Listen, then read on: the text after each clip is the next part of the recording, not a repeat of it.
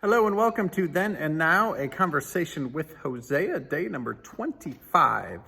One more day to go after this. My name is Derek Hove, and I am the pastor at Salem Lutheran Church in Orlando, Florida. And for 26 days, we're reading through the 14 chapters of the book of Hosea, asking some questions about the prophet's context, and then letting the prophet put a question before us each day. There's been an alternation as we've journeyed. Today we're going to finish up chapter 13 between accusation and punishment, and then hope and new promises from God. The end of chapter 13 here finishes up with some of that tough accusation stuff before we get to the final day and the final word of hope from the prophet.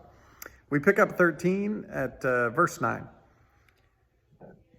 I will destroy you, O Israel. Who can help you? Where now is your king that he may save you? Where in all your cities are your rulers, of whom you said, give me a king and rulers? I gave you a king in my anger, and I took him away in my wrath. Ephraim's iniquity is bound up, his sin is kept in store.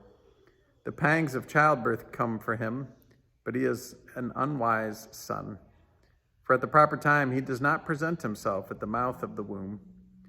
Shall I ransom them from the power of Sheol? Shall I redeem them from death?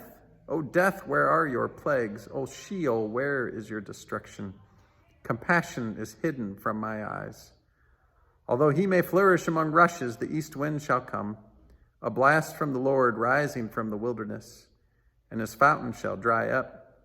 His spring shall be parched. It shall strip his treasury of every precious thing. Samaria shall bear her guilt because she has rebelled against her God. They shall fall by the sword. Their little ones shall be dashed in pieces, and their pregnant women ripped open. The end of this 13th chapter is brutal in its imagery. At the beginning of the 13th chapter, we went back to the accusation about idol worship and false worship. As we continue with the second half of the chapter, we revisit the failure of the monarchy. There's very explicit points in here about God saying, you asked for a king and rulers, and I gave them to you. But throughout it, we see the repercussions of their political alliances, of their chaotic leadership, of their war, right? That means there's violence, there's economic hardship and uncertainty, and all of that can be seen underneath these words of the prophet, especially when we get to the last verses, right? Although he may flourish among rushes, there was a time of prosperity. An east wind shall come. And all of this imagery is harsh stuff, right? It's a dry wind that dries things up. It's parched. Things are stripped. They're going to bear their guilt. The sword, the violence that they're participating in is a part of this. And then it just gets to this terrible imagery of little ones being dashed to pieces and pregnant women ripped open. It's easy, again, to think of these things as metaphors, but all through, the prophet has been using language that points to injustice and structures in their culture that did not serve everybody.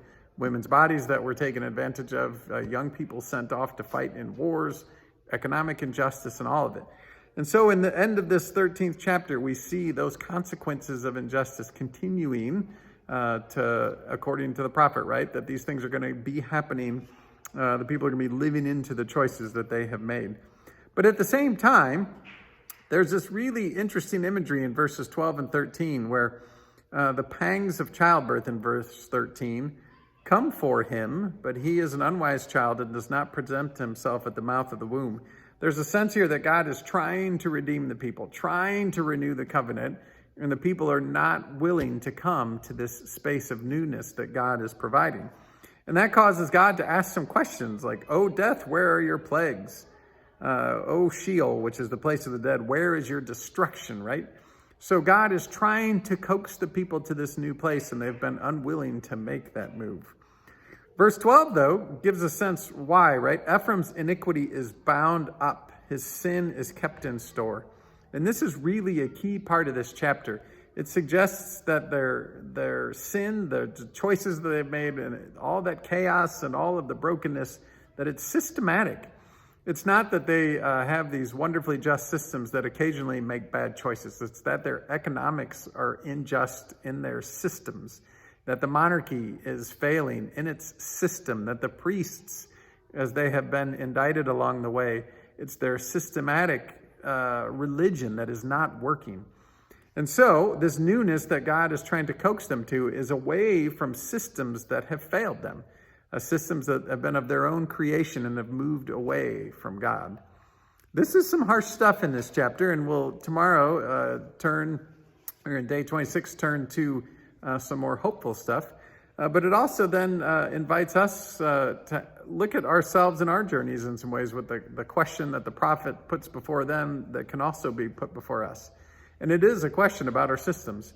Where are our economic systems failing, and to the point that they are bound up with sin and brokenness?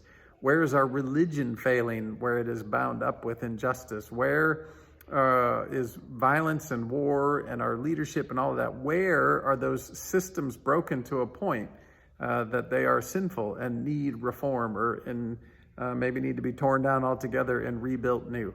If we listen to the prophet, however we answer those questions, God is trying to coax us to new places, right? And so where are our systems resisting that as well?